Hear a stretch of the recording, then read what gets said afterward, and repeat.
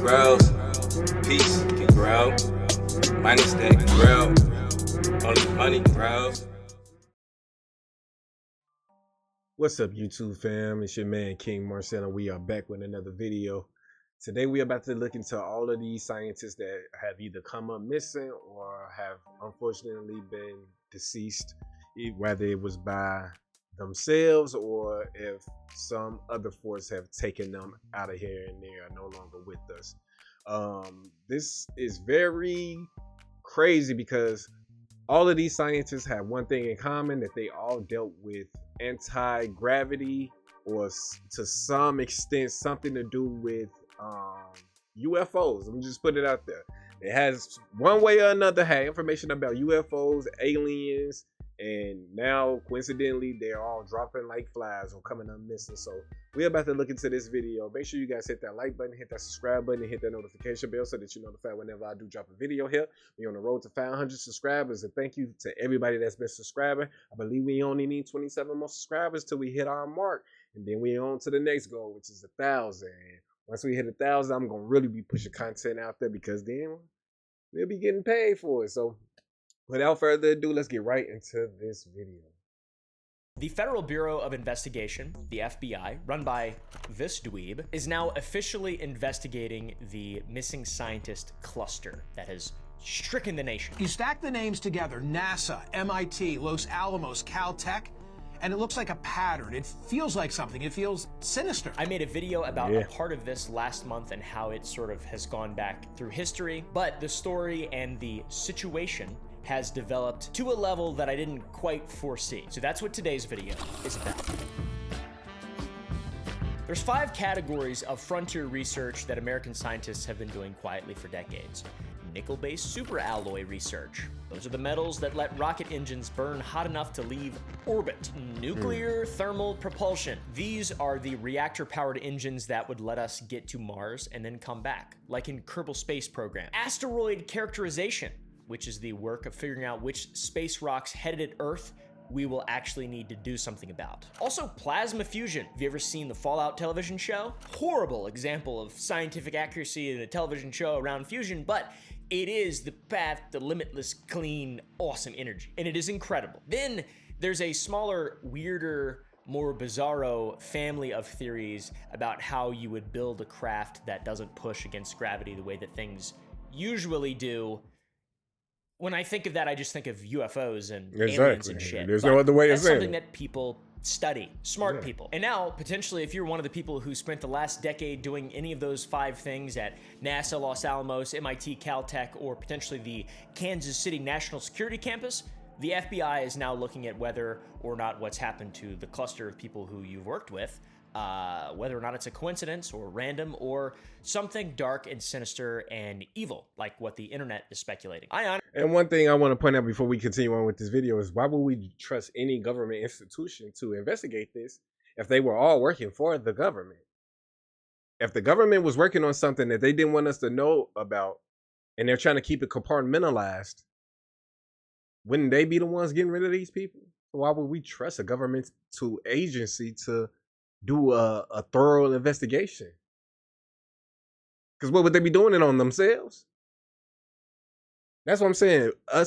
We the people need to create our own investigation firms. We need to create our own organizations to investigate these things. Because why are we continually putting the power in the government's hands when, again, all of these scientists, not just one, not just a couple, at one point or another in their career has gotten governmental funding for their research? Wouldn't it be the government who had everything to gain by these people either coming up missing or getting taken up out of here? So that's just fruit for thought, you know? Honestly don't know which camp I fall on. I've seen a lot of crazy shit, and I'm, after the Epstein files, not willing to look past anything. And just the fact that the FBI is actually investigating it, is that like Good or bad? Thank Because you. the FBI Okay, I'm glad he said didn't that. investigate. Anyways, we'll move on. What As are we of talking last about? month, there was a list with 11 names. 6 of them are dead. 5 of them are missing. That list has gotten bigger over the last month. But this past weekend, the chairman of the House Oversight Committee, a congressman named James Comer, went on Fox News and said, "Once you see the facts, it would suggest that something sinister could be happening, and it would be a national security concern."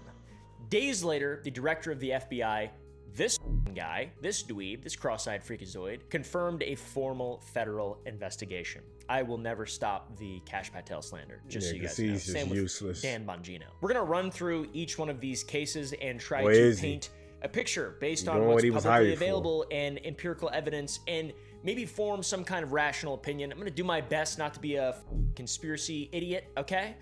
Even though I am one. I apologize. Yes, we'll figure it out together, okay? We'll start with case number 10. It's kind of odd to start with case number 10, but this one has been a conspiracy for quite a while. It's about Ning Li. She was born in 1943 in Shandong, China, and she came up through the physics department at Peking University and immigrated to the United States in 1983. By the early 90s, she was at UAH working out of a lab called the Center for Space, Plasma, and Aeronomic Research. And then she co-wrote 3 papers with a physicist named Douglas Torr that put her name on the map. She's a genius, just to be honest with you guys. The 1991 paper ran in Physical Review D, and a year later, Physical Review B. What do those mean? I don't know. They're words to me. But the 1993 one landed in the Foundations of Physics letters, which sounds really good. Either way, all 3 were arguing essentially the same thing, that a rotating superconductor under the right electromagnetic conditions could produce a measurable local gravitational effect.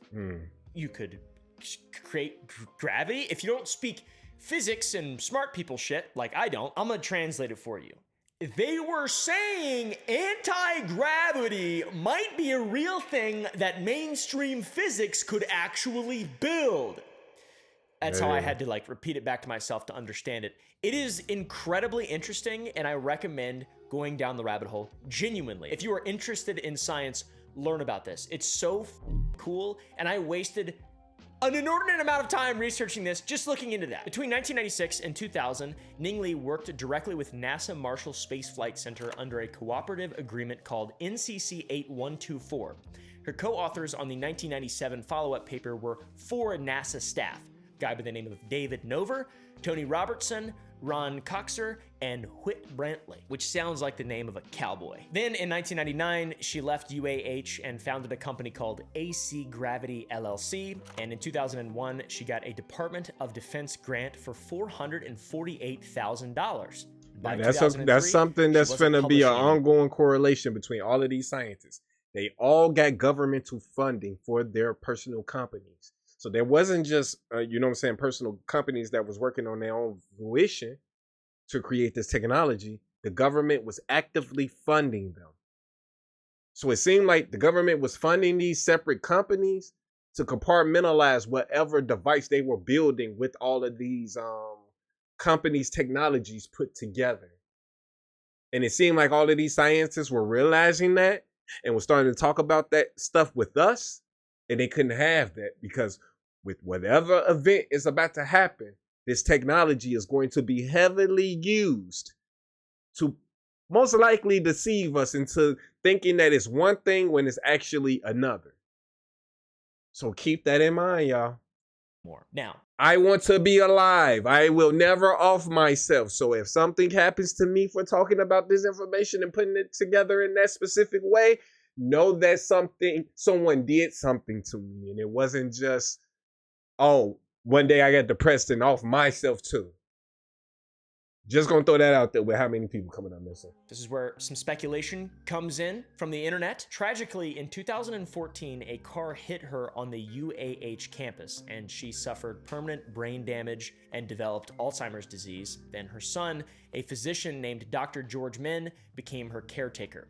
She lived that way for 7 more years. Then on July 27th, 2021, she died at home surrounded by her family. Her obituary, which was written by her son, is on the website of Berry Hill Funeral Home in Huntsville, Alabama, and her cause of death is listed as Alzheimer's, which is And think about tragic. this too. I'm sorry to keep pausing it. Huntsville, Alabama is about to come up a lot with these scientists. That state, that city specifically. And it's not just by coincidence. A lot of people have been coming out saying that they think that that city is literally the hub for anti-gravity technology for the military. One of the scientists that came up missing, I believe her name was Amy Eschrick. I can't say her last name, but she literally said that if there were going to be 3 targets of the United States that if a nuclear war broke out, one of the top 3 targets in the United States would be Huntsville, Alabama.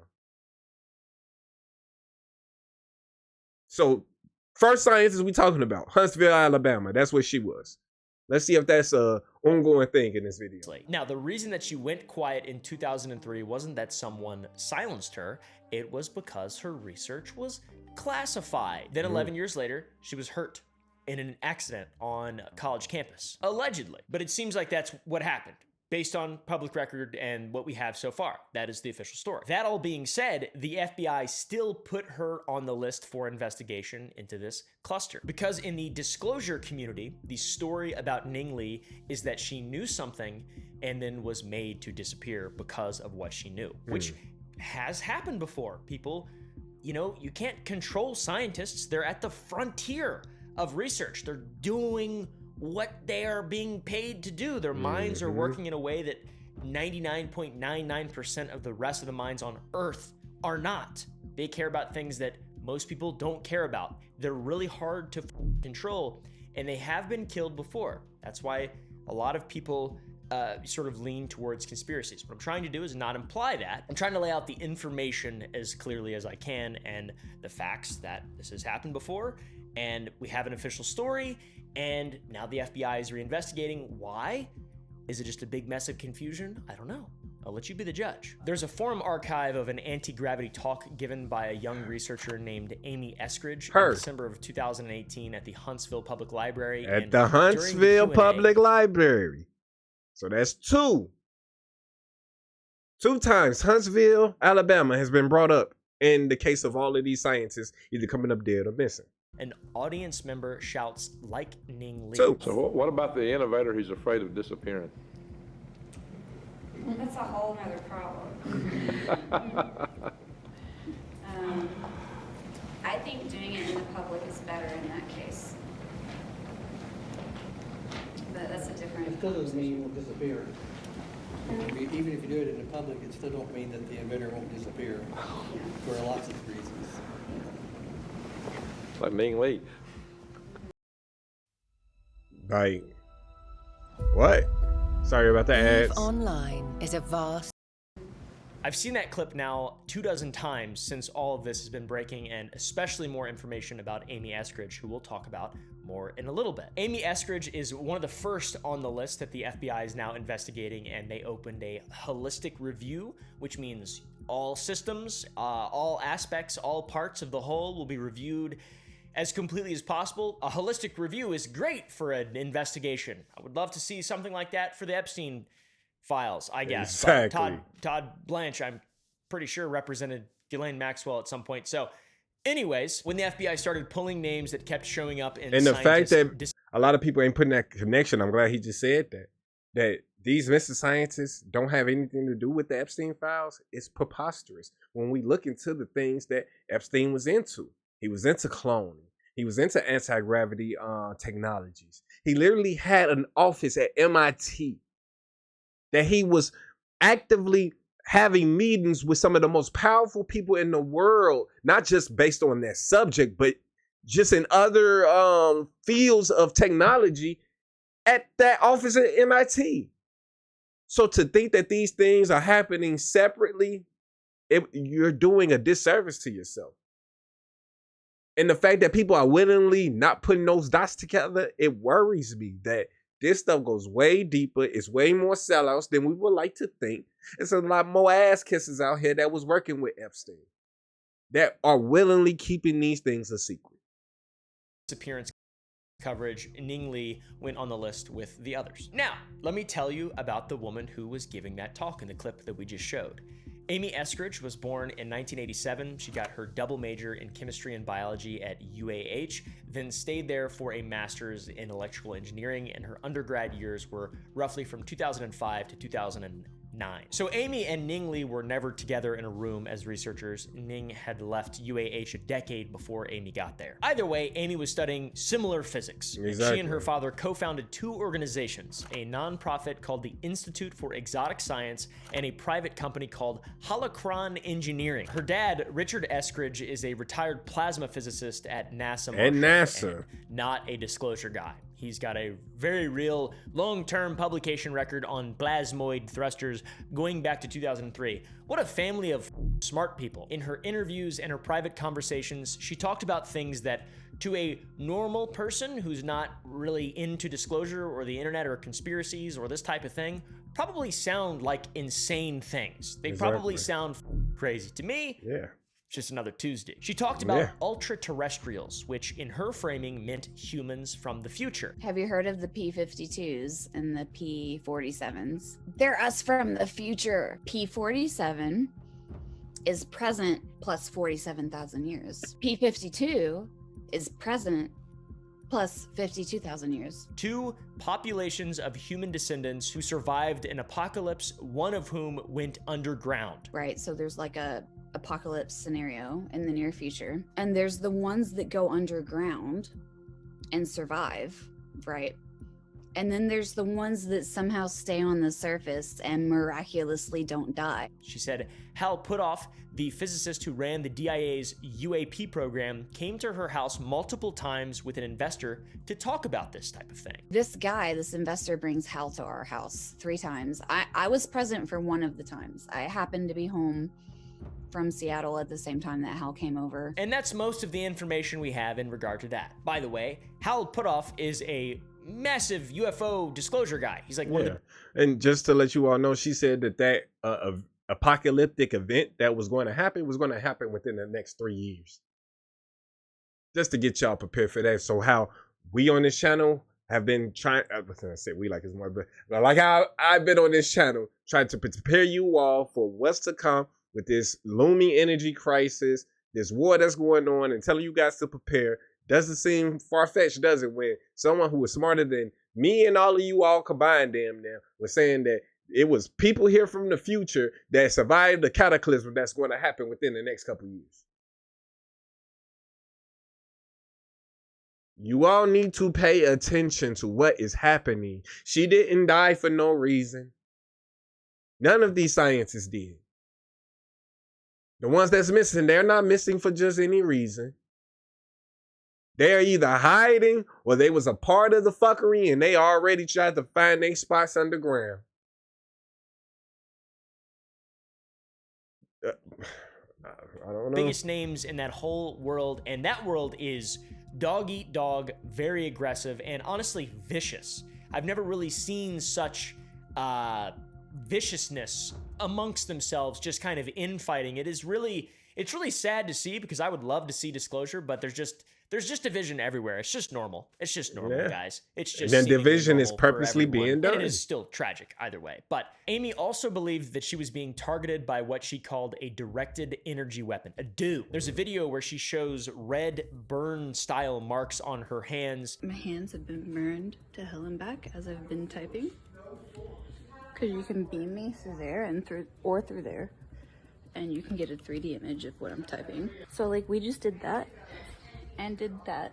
My hand's still burned because there's damage, but it's like my body relaxed when we barricaded the shit. And she showed those marks to a friend named Frank Milburn and described what she called as Bluetooth attacks, seizures at her desk, and break-ins at her apartment. Congressman Eric Burlison has since said publicly that what she described sounds like Havana syndrome, which it does. It really does. It's really odd. There's like all these different links with all this frontier, hyper, tip of the spear, scary, sci-fi, CIA, alien shit, Havana syndrome.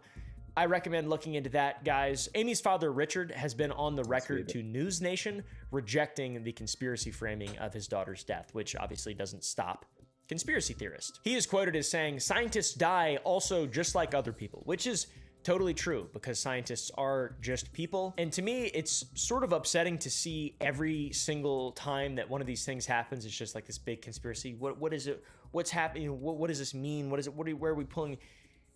I like that mindset of just not accepting the official narrative, but at the same time, there's a lot of reaching for a lot of different things. And those things don't really make a lot of sense. And it's like, I respect that for the journalism part of it.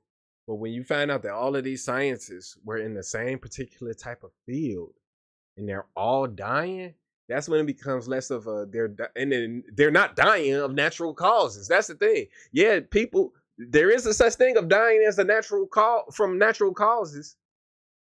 You know, that's a thing.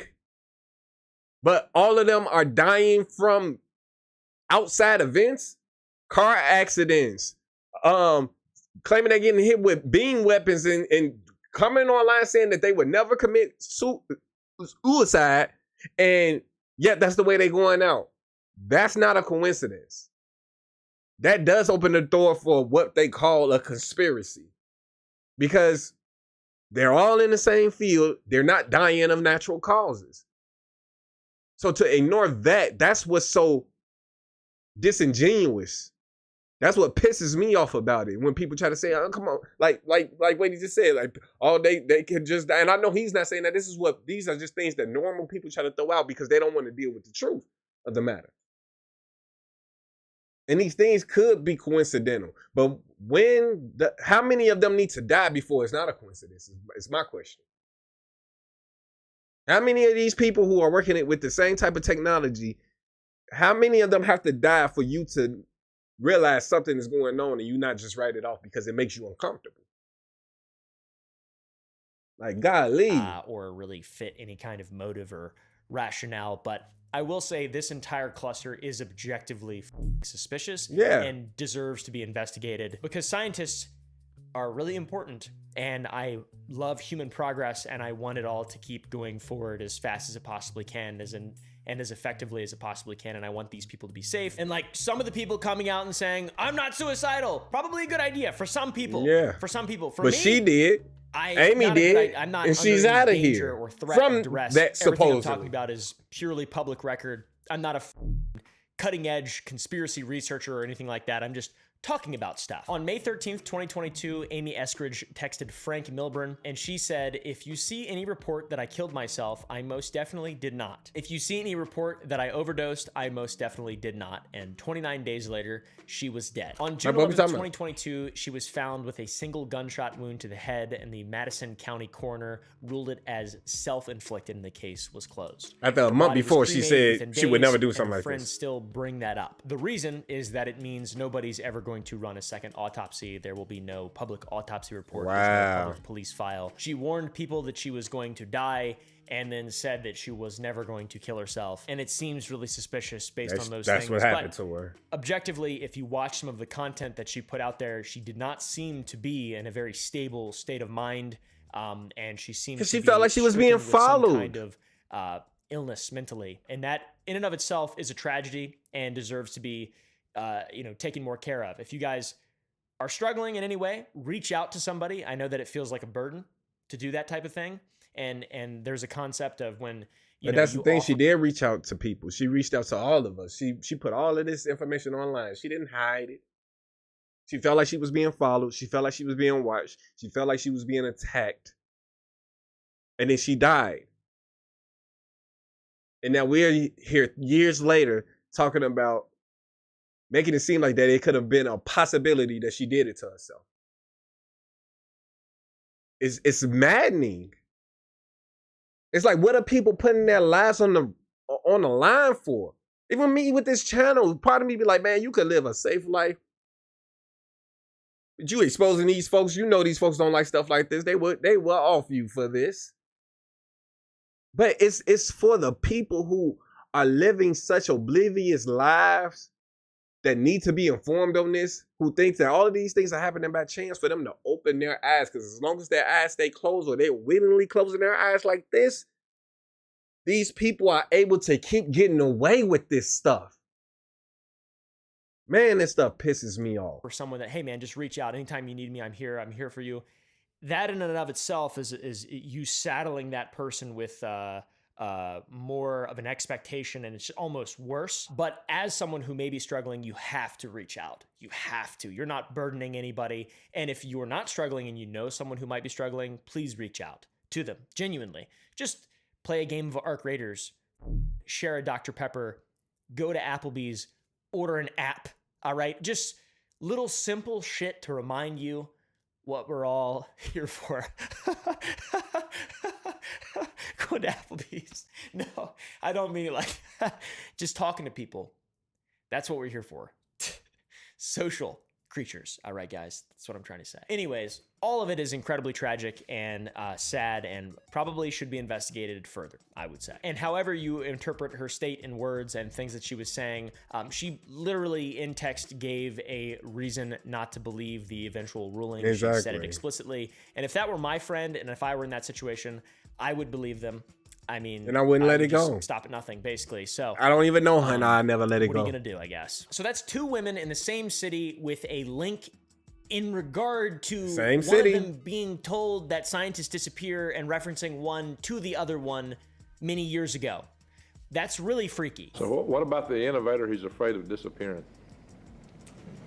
That's a whole nother problem. Ning Lee has an official explanation. Amy Eskridge has an official explanation, but people are investigating either way because this is, you know, high stakes stuff. The next three names on the list all worked at the same building, NASA's Jet Propulsion Laboratory in Pasadena. About 5,500 employees work there. It's Caltech operated. It's the place that runs most of the planetary missions that you've ever heard of. Now, mind you, Amy, the connection with these scientists now. Amy's father worked for NASA. Everything that she knew, for the most part, came from her father and the studies that she went after following his footsteps. They literally started a nonprofit together with this technology. Literally, when you go into her research, you find out that a lot of her research, she was working hand in hand with NASA. These are not coincidences. All of these people tie together one way or another. But no, it's just a coincidence. Just 3 years in a row, mysterious, very mysterious. Michael David Hicks was 59 years old when he died. He spent 24 years at JPL, and he worked on the DART mission, the one where NASA slammed a spacecraft into an asteroid on purpose to see if we could deflect it, which is really cool. He also worked on Dawn, on Deep Space One, on the Near-Earth Asteroid Tracking Program, and he published more than 80 peer-reviewed papers on the physical properties of comets and asteroids. Genius! When he wasn't working, he was shredding on the Uke, and that was between observing runs at Palomar, which is this thing. Very interesting. We'll talk about it a little bit more later. He was also a printmaker and painter, and he did metalworking on the side. All these people are so interesting and just complex. On July 30th, 2023, unfortunately, Michael Hicks was found dead at his home in Sunland, California, and his cause of death has never been released publicly. It's not in the medical examiner's report. Why? Not in a NASA statement, not in his obituary. Why? But his daughter, Julia Hicks, told CNN this month that her father had been struggling with known medical issues. She also told them this: "From what I know of my dad, there's no train of logic to follow that would implicate him in this potential federal investigation." In my opinion, that one is like kind of not. I mean, that's a family member there, but then what if she's a plant? What if she's an alien from 52,000 years in the future? I don't know, dude. There's nothing you can say.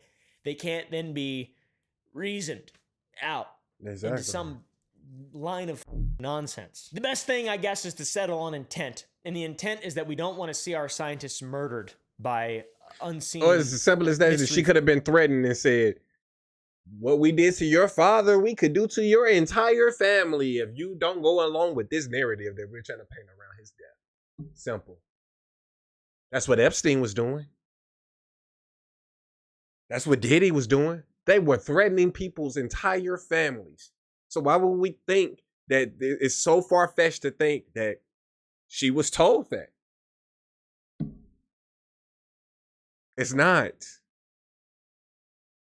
Oh, but you're crazy if you come to those forces. conclusions. That's a good intent, I guess. That's These a people healthy are intent. dead, But at the man. same time, it seems like this one is just a human tragedy. A lot of the coverage How of Hicks we don't know connects if his how he asteroid died. characterization work to Blue Origin's new NEO Hunter program, which was announced this March. NEO Hunter is Jeff Bezos' planetary defense system, which is crazy. And the claim in some articles is that Hicks' methodology was foundational to this system. Blue Origin has seemingly never named him publicly, but his work sits in the lineage of any NEO characterization mission that it could possibly draw on. So that is also true of every working asteroid scientist of his generation as well. So it's like, you know, a little unclear, but we got to be honest about it. So file that one under very real, impressive research that's has massive far-reaching consequences, asteroidal impacts, and so on, and also file it under the file of him having a family that's tired of speculation and wants it to die. So I apologize for speculating further. Frank Maywald was 61 years old and was a principal scientist at JPL, which is a title that the lab reserves for outstanding individual contributors. He had a PhD in applied physics, 25 years, genius. His best known work was a 2014 paper in the journal Icarus, proposing something extremely clever. The idea that Jupiter gives off decametric radio emissions that are strong enough to cut through the ice shells of its moons. And if you put a spacecraft into orbit and listen for the echo, you can measure how thick the ice is and whether or not there's liquid water underneath. It's called passive radar, and it's one of the few tools we have for finding the subsurface oceans on Europa and Enceladus where life could plausibly exist, even if it's a little baby protein. An IQ of 85 to 115 Sorry is about the considered ads. average in the U.S. On July 4th, 2024, Frank Maywald died in Los Angeles. Once again, no cause of death was released. There's no public autopsy, and when reporters contacted JPL to confirm his employment, JPL declined to comment. The only public record marking that he died at all was a single online obituary. NASA never said anything. So Hicks died in July 2023. Maywald died in July 2024. Same lab. A year later. It's bizarre, but also not really an anomaly. That is 2 deaths in the same month across 2 years at a 5,500 person lab. That, in my opinion, is inside the margin for a mathematical coincidence. The anomaly seems to be that neither cause of death has been made public, but I don't know if that's the expectation for normal deaths. Neither got a statement from NASA or sort of any internal investigation that we can find. I assume the FBI will be able to dig that type of stuff up. The third JPL name on the list is the one that is very bizarre and I covered in last month's video. That is the case of Monica Reza, who was 60 years old. She had a 37-year career that started at Rockwell in 1988. She moved with the company through the Aerojet Rocketdyne acquisitions and ended with her running the materials processing group at JPL. She's very important, okay? And I'll explain why. Very important. In the mid-90s, she and a colleague named Dallas Hardwick co-invented a nickel-based superalloy they called Mondaloy. The name is portmanteau of Monica plus Dallas. Mondaloy solved a very specific problem, along with it just being fun to say, that had been killing American rocket engines for 30 years, and also ended our reliance on Russian rocket engines, by the way. Another rabbit hole I recommend going down: oxygen-rich staged combustion. If you run an engine fuel-rich, it's simpler, but if you run it oxygen-rich, it's more efficient. But oxygen-rich also means the metal parts burn up unless the alloy can take it. It's a very unstable, chaotic, evil environment. It's evil. It's like that. Mondaloy could take it. Mondaloy is confirmed in the AR-1 engine, which is the domestic replacement the Air Force built for the Russian RD-180, which is, you know, what we relied on for a long time. And I didn't realize we relied on it for such a long time, and we were using Russian engines, and Russians were so good at space stuff. I didn't know they were that good at that shit, to be honest. The alloy that this woman helped But invent supposedly is we was the used first in- ones to the moon. Well, we was using Russian technology, and the Russians supposedly got to the moon after us. Like, none of these narratives make sense when you find out the science behind them.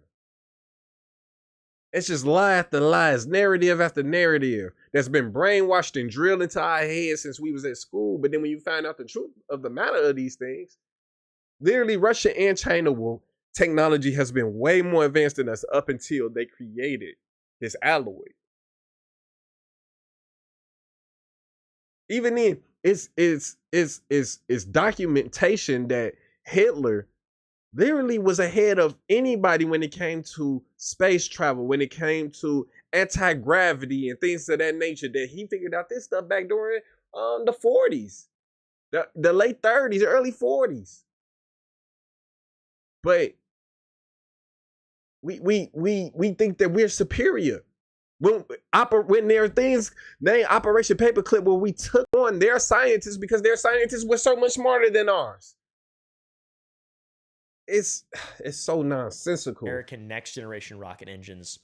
That's pretty epic. And last year, on June 22nd, 2025, Monica Reza went hiking on the Mount Waterman Trail in the Angeles National Forest, elevation 7,500 feet approximately. She was there with two friends. Both were experienced hikers, and around 9 in the morning, one of the friends had gone ahead to the car. The other one was walking maybe 30 feet in front of Monica along a ridgeline section of the trail. That friend turned around, saw Monica behind her, smiling and waving, then turned back forward and turned back. A few moments later, Monica was gone, and she was never seen again. Helicopters went up, K9 teams went in, search and rescue teams came in from as far as San Diego and Talar, and plus you had volunteers from Ventura, Riverside, San Bernardino, everywhere all around the area. From towns closer, people were looking for Monica. The only item they still have yet to ever recover was a hat in rough terrain where the dogs lost her scent. They even used this crazy aperture thing to scan the surrounding ground. And it's not, you know, tall pines or whatever. It's pretty open terrain. It's ridges and stuff like that.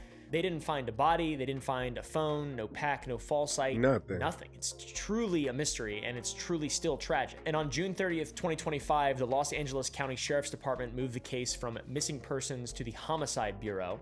And as of today, she is still gone. Out of all the ones we've covered so far, that is definitely the most suspicious one. Now we go a bit further east. 4 people on this list.